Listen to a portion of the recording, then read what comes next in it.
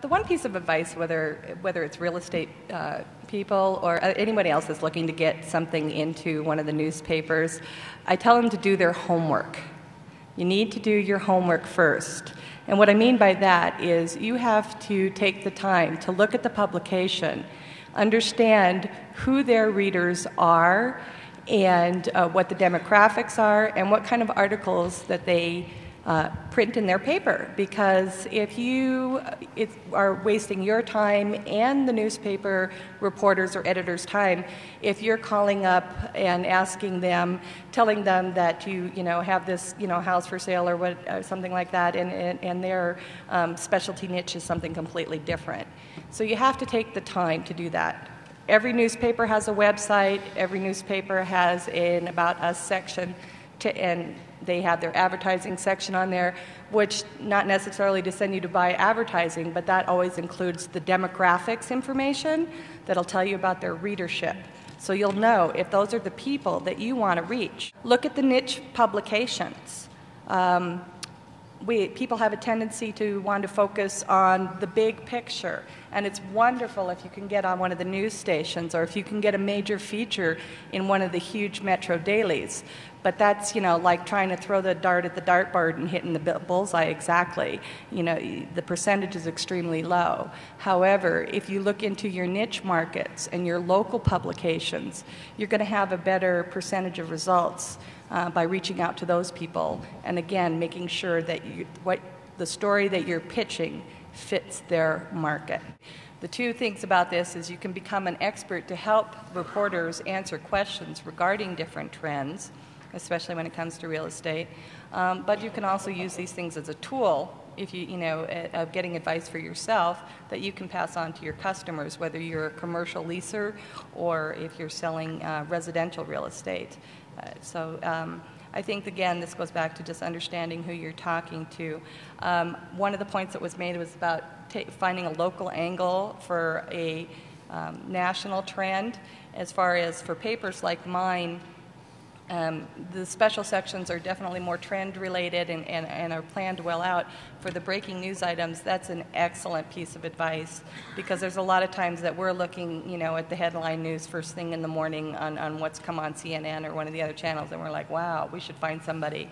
And if you're calling the real estate reporter at your local paper and saying, hey, I've dealt with that exact same situation, you're 10 steps ahead of everybody else. The other thing you're going to find, though, with a lot of weekly news publications, especially weekly newspapers, that we are all, everybody's on the web as well. And we have, American City Business Journals has every paper has a website, and we do daily news stories that are completely different from what's in the weekly paper, and get out as much breaking news as we possibly can, and take great joy when we can beat the daily metros.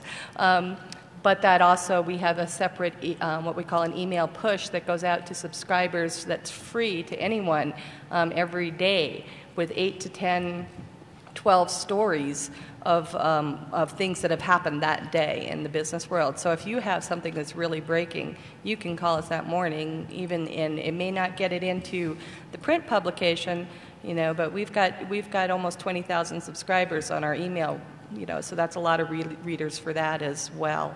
As far as the market, the problems with the market, I guess for us, gives us a lot of fodder for news.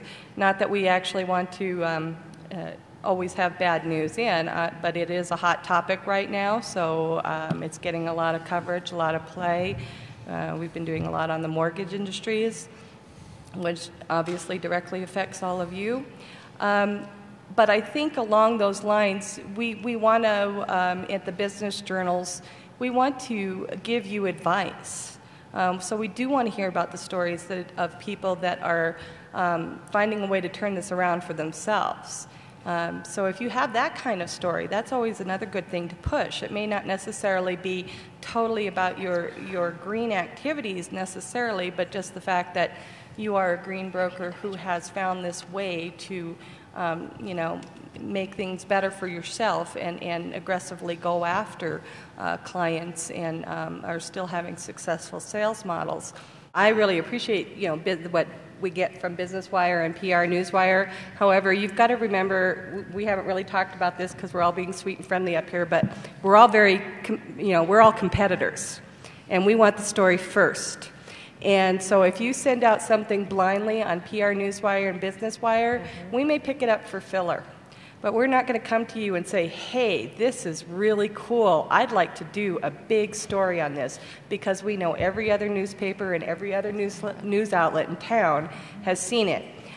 So if you have, again, going back to your homework, if you have some pretty big news, that sounds like a really cool report, and I sure wish our Puget Sound paper would have had the exclusive on that.